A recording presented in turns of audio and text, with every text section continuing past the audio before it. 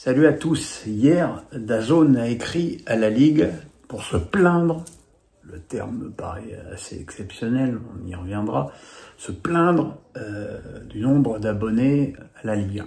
Déjà, je vois pas bien en quoi le diffuseur peut se plaindre auprès de la Ligue du faible nombre d'abonnés. C'est pas eux qui ont décidé du prix exorbitant des abonnements au départ, c'est pas eux qui ont décidé de livrer un produit tout pourri, qu'ils essayent de corriger d'ailleurs depuis maintenant 3 semaines avec l'apparition d'un magazine le dimanche en fin d'après-midi et du multiplex, des choses qui paraissaient tellement évidentes au départ et qui n'ont pas eu et qui ont évidemment dégoûté les gens qui au départ devaient payer 39 balles par mois avant la première campagne puis la deuxième campagne de solde. Et puis voilà, et puis tous ces gens qui, vu le prix exorbitant demandé pour la Ligue 1, se sont tournés vers l'IPTV, et les gens qui se sont tournés vers l'IPTV, il faut aussi appeler un chat, on ne les reverra jamais. Ils ne reviendront pas, même avec une Ligue 1 à 5 €, parce que 5 € par mois, c'est 10 € de plus que ce qu'ils payent pour l'intégralité de l'année. Enfin, si j'ai bien compris, les prix de l'IPTV, parce que visiblement ça varie selon les sources et ce qu'on demande. Mais voilà, donc le mal, il a été fait dès le départ, et le mal qui a été fait, il est irréversible. Alors, il faut pas non plus exagérer, c'est pas uniquement DAZN et la Ligue 1 qui a fait que beaucoup de gens se sont tournés vers l'IPTV, évidemment. Quant à Netflix, Amazon, Disney, Canal, pour 50 ou voire 100 balles par an, bah évidemment, vu que c'est tout réuni, ça coûte plutôt 150 par mois aux gens qui payent comme des benets tout plein pot comme moi. Le choix économique, il est vite fait. Alors c'est illégal, c'est quelque part, c'est du vol, on est d'accord là-dessus. Mais bon, on peut comprendre aussi les gens qui ont pas les moyens de payer les abonnements. Et il est évident qu'il y a trop d'abonnements. Donc, DAZN prévient la Ligue que ça va pas. DAZN est engagé, quoi qu'il arrive, jusqu'en décembre 2025, à diffuser au tarif actuel. Il veut visiblement renégocier. Alors, la Ligue n'y croit pas, la Ligue parle de posture, enfin bon, même si c'est une posture, le truc est là. Il est évident que DAZN voudrait payer moins cher un championnat où il compte le tiers des abonnés qu'il visait. Le problème, c'est que la Ligue ne va certainement pas accéder à cette demande, et qu'il est donc, selon toute vraisemblance, évident qu'en décembre prochain, DAZN va siffler la fin de la récré. Et là, qu'est-ce qui va se passer? Qu'est-ce qui va se passer? Est-ce que la Ligue va se décider à créer sa propre plateforme? Ou est-ce que ils vont essayer de renégocier un truc, une cote mal taillée avec beIN et Canal? Alors le problème, c'est que beIN et Canal, on aurait de nouveau des droits splittés, qui réclamerait d'avoir 2 abonnements pour suivre l'intégralité de la Ligue 1, ce qui évidemment n'est pas souhaitable.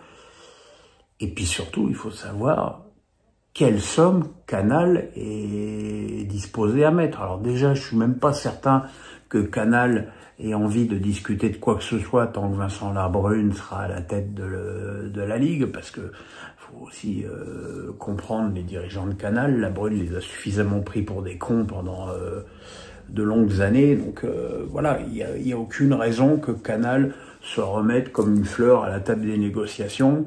Et puis il faut pas oublier aujourd'hui que Canal paye 480 millions d'euros par an pour l'intégralité des Coupes d'Europe.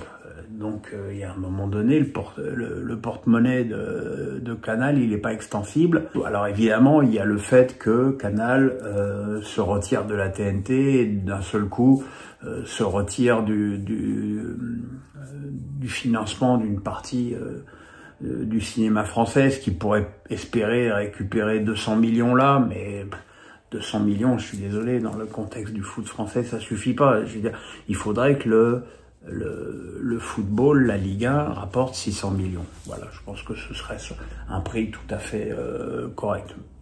Alors, si la Ligue crée sa propre chaîne, il faut pas rêver, le plafond de verre du nombre d'abonnés maximal, il est de 2 millions. Je pense pas qu'on puisse espérer raisonnablement plus. 2 millions à 15 € par mois, ça fait 360 millions par an. Ouais, je crois que c'est ça. Donc, ça suffit pas. Ça ne suffira pas. 360 millions sans avoir payé un journaliste, sans avoir payé un consultant, sans avoir payé les frais de prod. Et les frais de prod, il faut aussi espérer que ce soit, comment dirais-je, supérieur en qualité à ce que propose DAZN. Donc voilà, on est très très très loin du compte. Et c'est à 15 €. Et ça veut dire que au-delà de 15 €, je pense qu'ils ne récupéreront pas plus d'abonnés que ça. Alors qu'évidemment, à 20 €, ça rapporterait déjà un petit peu plus d'argent. Après, ça dépend évidemment du produit. Est-ce qu'il y aura la Ligue 1 et la Ligue 2? Est-ce qu'il y aura le National avec? Est-ce qu'il y aura la Coupe de France? Est-ce que il est possible de faire une chaîne où il y aurait l'intégralité du football français? J'y crois pas une seconde. Parce que le montant des droits, tout compris, pour l'instant, il est à peu près un petit peu moins de 500 millions, je crois. Personne n'est capable de générer ça avec que du football. Donc le problème, il est extrêmement épineux et les clubs indépendants vont être de plus en plus en grande difficulté sur le plan financier. Je pense à des Reims, à des Angers, à des Le Havre, à des Montpellier, à des Nantes. J'ai déjà cité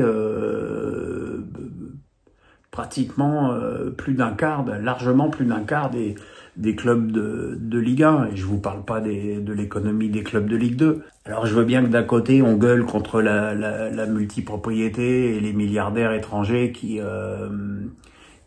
investissent dans le foot, mais il faut bien voir qu'aujourd'hui c'est une question de survie. Et le problème, il est gravissime. D'abord parce qu'il y a des clubs qui vont mourir, peut-être à la fin de la saison, peut-être à la fin de la saison suivante, peut-être encore plus de saisons. Ça va entraîner que les salaires vont nécessairement baisser dans ces clubs-là de façon drastique, que donc tous les bons joueurs vont se barrer ou ailleurs ou à l'étranger, et que le championnat français, qui est déjà pas très reluisant en termes de tête d'affiche, je parle pas forcément en termes de qualité de match, parce que je peux pas dire que je trouve que la qualité de match du championnat de France soit tant en baisse que ça, mais il y a un problème évidemment de pérennité financière qui est extrêmement inquiétante et qui est mis en lumière. Parce qu'il faut pas se réjouir que DAZN n'ait que 400 abonnés, 400 000 abonnés, pas 400. Moi, je suis le premier à leur taper dessus et dire que leur produit, c'est globalement de la daube. Même moi, trouvant ça extrêmement mauvais, j'aimerais mieux qu'ils aient 1 million d'abonnés et que le football français puisse construire et bâtir pour le futur avec un nombre d'abonnés un petit peu plus conséquent. La situation est extraordinairement inquiétante. J'espère, je le pense, que tous les dirigeants du football français en sont conscients, qu'on arrête de prendre les présidents de clubs pour des enfants et qu'on leur dise la vérité. Je pense que le football français a besoin de vérité à sa tête. Que quand Jean-Marc Michler, le président de la DNCG, tire la sonnette d'alarme, on l'écoute. Plutôt que de se dire, lui, il nous emmerde, on fait notre popote dans notre coin et tout va bien. Non. Tout ne va pas bien. Tout ne va pas bien du tout. Voilà mes amis, à ce soir pour reparler de foot avec la Ligue des Champions, avec les matchs de Monaco et de Lille. À tout à l'heure.